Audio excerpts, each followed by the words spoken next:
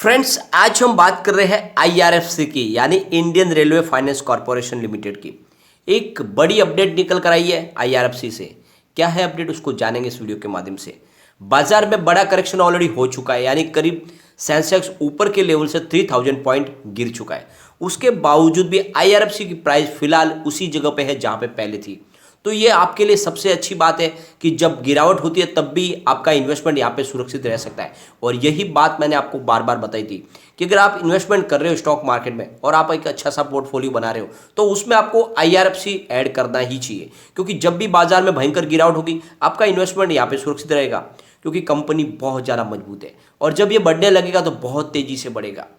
ये सबसे अच्छी बात इसकी यही है कि गिरावट में आपके निवेश को ये थाम लेता है। तो फ्रेंड्स, यहाँ पे अब पॉजिटिव संभावना बनने लगी है। बहुत जल्द यहाँ पे आपको बड़ी तेजी देखने को मिलेगी।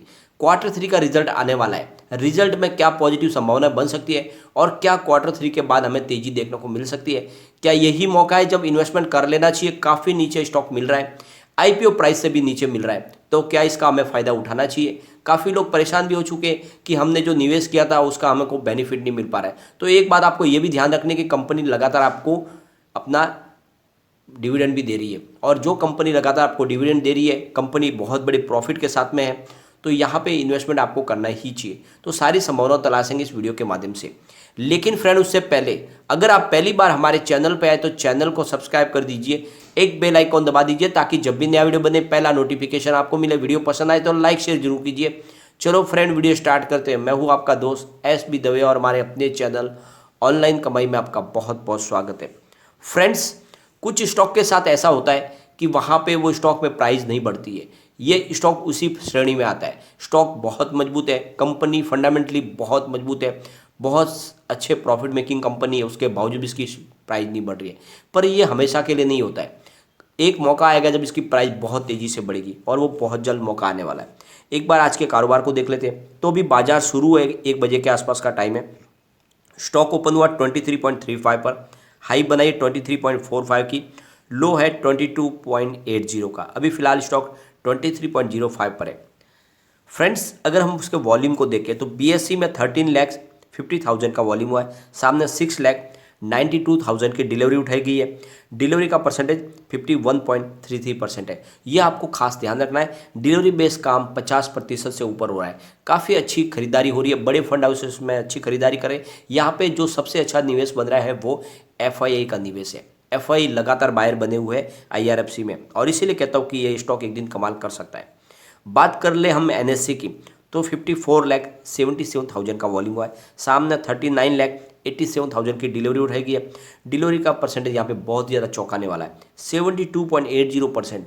आप देख लो, बहुत ही भारी मात्रा में डिलीवरी बेस्ड काम हो रहा है, और इसीलिए यहाँ पे जो खरीदारी हो रही है वो हो रही है लगातार FI की तरफ से। अगर हम सेलर बायर के आंकड़े की बात करें तो यहाँ पे बायर ज़्यादा है सेलर से, जो एक अच्छी बात है। भले ही थोड़ी सी हमें कमजोरी दिख रही है, लेकिन अभी भी 43,68,000 बायर है, जबकि सामने सेलर 34 लाख है। ये अच्छी बात है इसके लिए।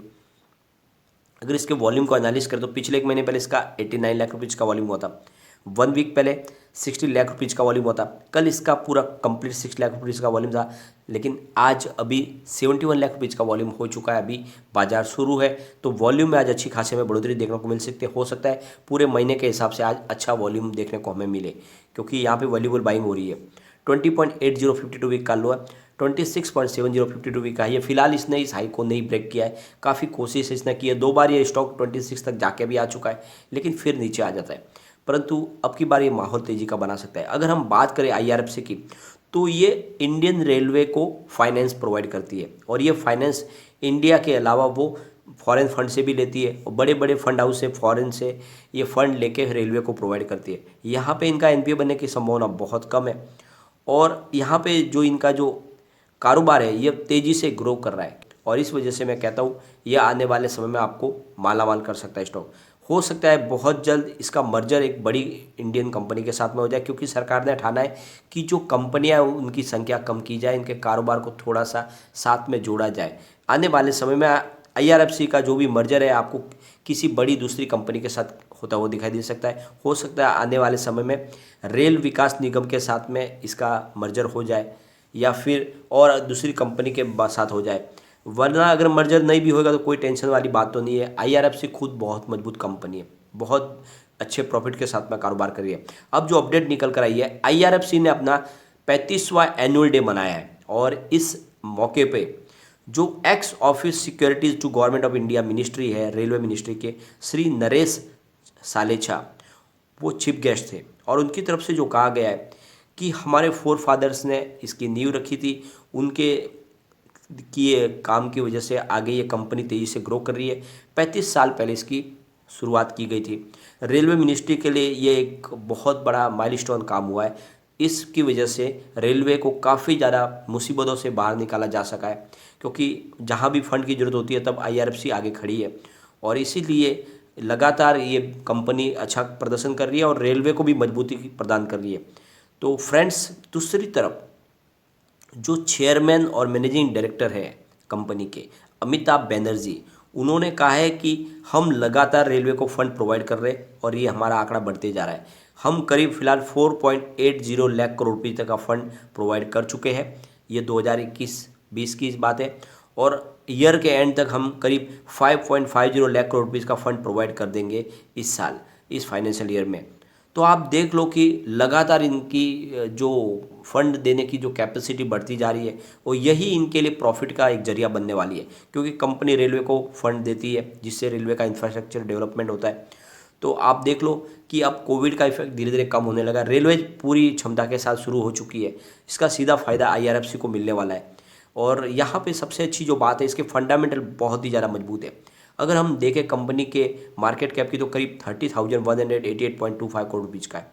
अर्निंग पर शेयर ईपीएस इसका 4.23 है। Price to earning P ratio इसका 5.46 है। बुक वैल्यू पर शेयर 29.78 है। तो ये अपने बुक वैल्यू से काफ़ी नीचे आपको मिल रहा है।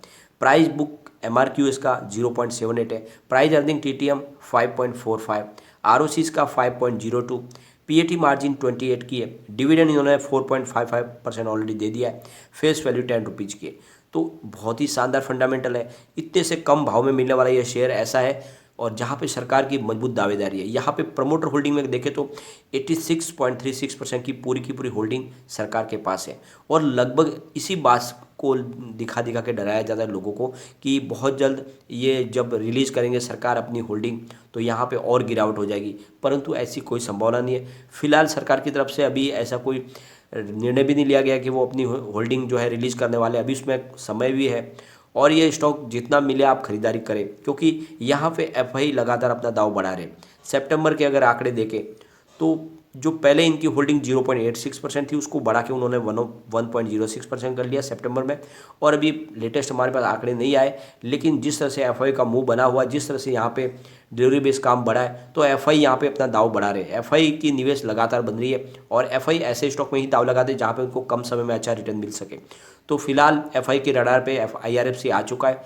बिल्कुल ये आने वाले समय में आपको मालामाल करेगा। बिल्कुल निवेश कर ले, क्योंकि गिरावट में ये आपके निवेश को बचा के भी रखेगा। तो ये स्टॉक एक तरह से आपके लिए मल्टीबैगर साबित हो सकता है। यहाँ पे एफआई की संख्या में भी बढ़ोतरी हुई है, पहले 42 थे वो 50 हो चुके हैं। हमारे जो घरेलू निवेशक जरूर यहाँ पे कम हुए, जहाँ पे म्यूचुअल फंड की बात करें तो 2.62% की होल्डिंग पहले थी वो 2.08% हुई है सितंबर में। इंस्टीट्यूशनल इन्वेस्टर यानी बड़े फंड हाउस की भी होल्डिंग कुछ कम हुई है, 4.61% थी वो अब 4.25% हुई सितंबर में। परंतु अब फिर से होल्डिंग बढ़ने लगी है, तो हमारे बड़े फंड हाउस की तरफ से भी यहाँ पे निवेश बन रहा है।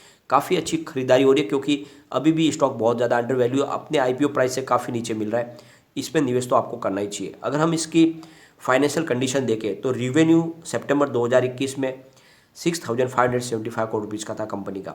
सितंबर 2020 में वो 7,383 करोड़ रुपये तक पहुंच गया। दिसंबर 2020 में 3,932 करोड़ रुपये तक इनका रेवेन्यू पहुंचा और मार्च 2021 में ज़बरदस्त बढ़ोतरी हुई, 8,387 करोड़ रुपये तक पहुंच गया इनका रेवेन्यू।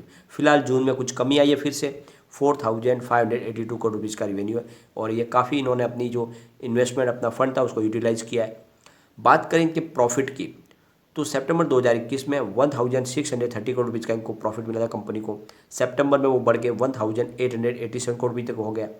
दिसंबर में जरूर कमी आई, 1,447 करोड़ रुपीज़ का इनको प्रॉफिट रहा, लेकिन मार्च 2021 में ज़बरदस्त जंप आई, 2,529 करोड़ रुपीज़ का प्रॉफिट हुआ। फिलहाल जून में 1,502 करोड़ रुपीज़ का इनका प्रॉफिट है। तो लगातार कंपनी प्रॉफिट में है बात करें इनके नेटवर्थ की तो ये आंकड़ा सबसे चौंकाने वाला है। लगातार इनका नेटवर्थ बहुत मजबूत हो रहा है। सितंबर 2021 में 26,245 करोड़ रुपये का नेटवर्थ था। सितंबर 2020 में बढ़ के वो 31,687 करोड़ रुपये तक पहुंच गया। दिसंबर 2020 में वो 32,734 करोड़ रुपये तक पहुंच गया और मार्च 2021 आते आते 35,913 करोड़ रुपये तक पहुंच गया। फिलहाल जून 2021 में 37,416 करोड़ रुपये तक पहुंच गया इनका नेटवर्थ। तो लगातार ये आंकड़ा बढ़ रहा है और ये साबित करता है कि कंपनी बहुत मजबूत है। आप निवेश करें। Q3 का रिजल्ट अब आने वाला है, ये अंतिम महीना है। रिजल्ट मुझे लग रहा है कि इस बार बहुत ही बेहतरीन रह सकता है, क्योंकि पूरी क्षमता से रेलवे ने अपना काम शुरू कर दिया था और इन्होंने भी काफ़ी अच्छा फंड प्रोवाइड किया है। इस बार ये आंकड़े अच्छे पेश करेंगे और Q3 के बाद हमें यहाँ पे तेजी देखने को मिल सकती है। एक बार स्टॉक अगर 27 को क्रॉस कर जाए तो यहाँ पे आपको भयंकर तेजी देखने को मिलेगी और फिर ये स्टॉक आपको 3 डिजिट में जाता हुआ दिखाई देगा। यानी आने वाले साल 1-2 साल के अंदर आपको ये 100 क्रॉस करता हुआ दिखाई दे सकता है। तो बिल्कुल इन्वेस्टमेंट करना चाहिए, जितना मिले ये खरीदारी करें। अभी ये मौका है निचले लेवल पे। एक बार Q2 के रिजल्ट को देखें तो रिवेन्यू 1.53 थाउजेंड को भी निकल कर आया, जहाँ पे 51.19% की ईयर ऑन ईयर बेसिस पे हमें बढ़त देखने को मिली। नेट इनकम 1.5 थाउजेंड को भी रहा, जहाँ पे 50.9% की ईयर ऑन ईयर बेसिस पे बढ़त देखने को मिली। डायलूटेड EPS 1.15 रहा, तो 36.9% की ईयर ऑन ईयर बेसिस पे बढ़त देखने को मिली।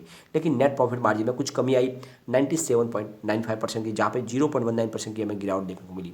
तो कुछ एक आंकड़ा है जहाँ पे हमें कमी है, बाकी ओवरऑल रिजल्ट बेहतरीन है और Q3 इस बार मुझे इससे अच्छा लगता है कि आएगा। एक बार इसके पिवट लेवल को चेक कर लेते तो यहाँ पे काफ़ी स्टेबिलिटी दिख रही है। स्टॉक अगर यहाँ से स्लिप होता है तो 23.15 पर फर्स्ट सपोर्ट है, 23 सेकंड सपोर्ट है और 22.80 का इसका थर्ड सपोर्ट है।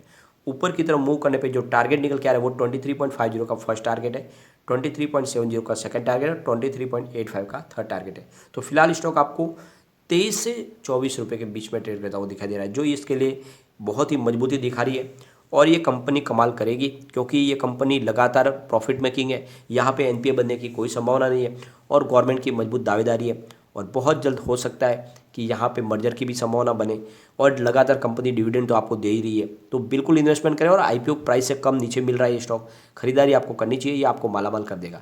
लेकिन फ्रेंड, कोई भी इन्वेस्टमेंट करने से पहले अपने फाइनेंशियल एडवाइजर से एक बार एडवाइस ले ले या अपना खुद का रिसर्च कर ले, क्योंकि मैंने वीडियो आपके एजुकेशनल पर्पज के लिए ही बनाया। वीडियो